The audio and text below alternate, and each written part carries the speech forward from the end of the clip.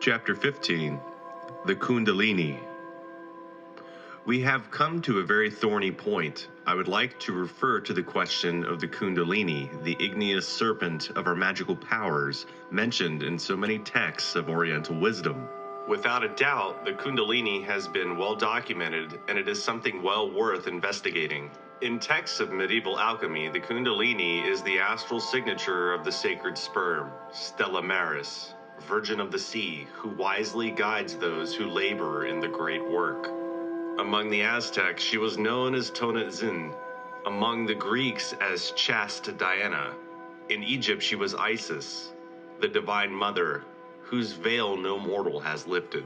There is no doubt at all that esoteric Christianity has never forsaken the worship of the Divine Mother Kundalini.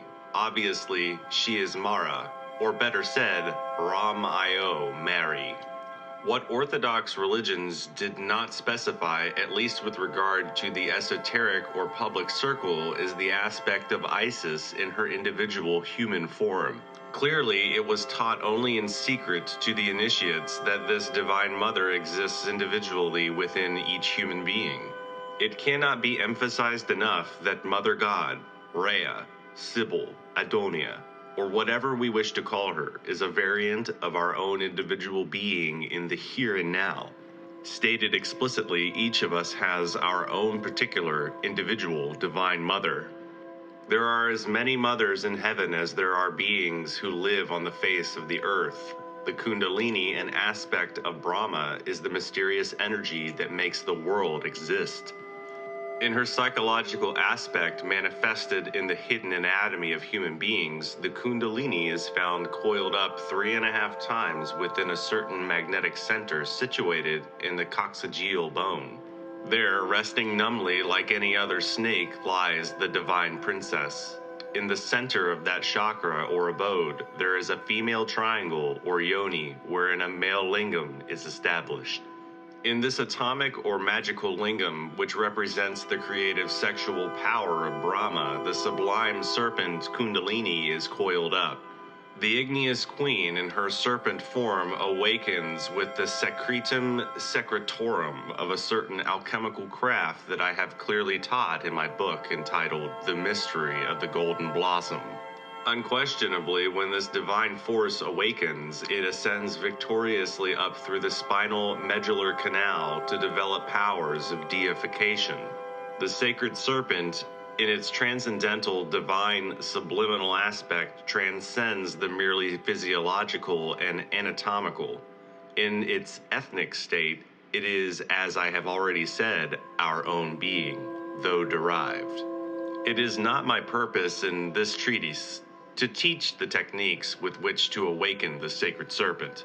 I only wish to place certain emphasis on the harsh reality of the ego and the pressing inner need relating to the dissolution of its diverse inhuman elements. The mind by itself cannot radically alter any psychological defect. The mind can put a label on any defect, transfer it from one level to another, conceal it from ourselves or others, excuse it, etc., but never absolutely eliminate it. Comprehension is a fundamental part, but it is not everything. Elimination is necessary. An observed defect must be analyzed and understood completely before proceeding to eliminate it. We need a power superior to the mind, a power capable of atomically disintegrating any I defect which we have previously discovered and judged in depth. Fortunately, such a power lies profoundly latent beyond the body, the affections, and the mind, although, as explained in previous paragraphs of this chapter, it has its actual exponents in the central bone of the coccyx. After having fully understood any I defect, we must submerge ourselves in profound meditation, imploring, praying, and asking our particular, individual Divine Mother to disintegrate the previously understood defect. This is the precise technique required for the elimination of those undesirable elements that we carry within. The Divine Mother Kundalini has the power to reduce any subjective and inhuman psychic aggregate to ashes. Without this technique, without this procedure, all efforts to dissolve the ego are fruitless, pointless, and absurd. Chapter 16, Intellectual norms. In the course of everyday life, each person has his own criterion, a more or less stale way of thinking by not being open to new things. This is irrefutable, indisputable, and incontrovertible. The mind of the intellectual humanoid is degenerate, deteriorated, and in an obvious state of de-evolution. Indeed, the intellectual capacity for understanding of today's humanity is similar to that of an old, inert, and absurd mechanical structure, itself incapable of any authentic, flexible phenomena. There is a lack of pliability in the mind. It is entrapped within various rigid, extemporaneous norms. Everyone has their own rigid, fixed norms and criteria within which they incessantly act and react. Most tragic of all in this matter is that millions of criteria equal millions of absurd and putrefying norms. In any case, people never perceive themselves as mistaken. Each mind is a world of its own, and there is no doubt that within so many mental labyrinths are found extensive deceitful sophisms and unbearable stupidity. However, the narrow norm of the masses leaves no room for the slightest suspicion of the intellectual imprisonment in which it is found. These modern people are pea-brains who think the best of themselves, brag that they are liberals, super geniuses, believe themselves to have a broad-minded approach. Learned ignoramuses are the most stubborn ones. In reality, speaking Socratically at this time, we would say, not only do they not know, but moreover, they are unaware that they do not know. The villains of the intellect cling to those antiquated standards of the past which are violently processed by the virtue of their own imprisonment, and they emphatically refuse to accept anything which does not fit into their own cast-iron standards. Learned know-it-all ignoramuses think that anything which, for one reason or another, departs from the rigid path of their rusty procedures is totally absurd. This is how these wretched people, with their very difficult approach, deceive themselves miserably. Boasting of genius, the pseudo-sapient of this era look down in disdain at those who have the courage to withdraw from their decaying, time-worn standards. Worst of all is that they do not even remotely suspect the harsh reality of their own crude awkwardness.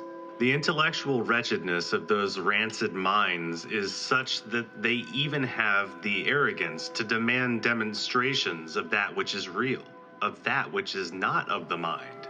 People of stunted and intolerant intelligence refuse to understand that the experience of what is real comes only with the absence of the ego. Unquestionably, it would be impossible to recognize directly the mysteries of life and death without opening the inner mind within us. In this chapter, it would not be an overstatement to repeat that only the superlative consciousness of the being can know the truth. The inner mind can only function with information provided by the cosmic consciousness of the being. The subjective intellect, with its dialectical reasoning, can know nothing about what escapes its jurisdiction.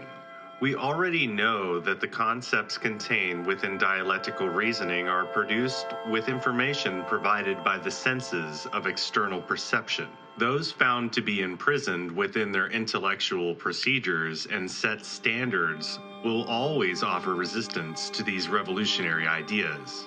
Only by the radical and definitive dissolution of the ego is it possible to awaken the consciousness and actually open the inner mind.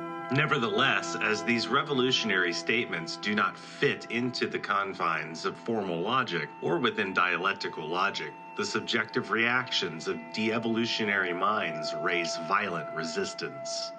Those wretched intellectuals wish to pour an ocean into a glass, supposing that the university can control all the wisdom of the universe and that all cosmic laws are obliged to submit to their old academic rules. The ignorant paragons of wisdom do not even remotely suspect the degenerate state in which they find themselves. At times, such people stand for a moment when they arrive in the esoteric world, but soon they are extinguished like will-o'-the-wisps. vanishing from the panorama of spiritual uneasiness, engulfed by intellect, disappearing from the stage forever. The superficiality of the intellect can never penetrate the legitimate depths of the being. However, subjective processes of rationalism can lead the foolish to all kinds of very brilliant conclusions, no matter how absurd. Never can the formulating power of logical concepts imply the authentic experience of what is real. The convincing game of dialectical reasoning causes the reasoner to be fascinated with himself so that he is always easily deceived. The brilliant procession of ideas dazzles the scoundrel of the intellect and gives him a certain self-sufficiency so absurd that he rejects anything which does not smack of dust from libraries and ink of the universities. Delirium tremens in a drunk alcoholic are an unmistakable symptom, but those intoxicated with theories are easily mistaken for geniuses. Having come to this point in our chapter, we will state that it is certainly extremely difficult to know where the scoundrel's intellectualism ends and where their madness begins. As long as we continue to be imprisoned within the corrupt and rancid norms of the intellect, it will be more than impossible to experience that which is not of the mind, that which is not of time, that which is real.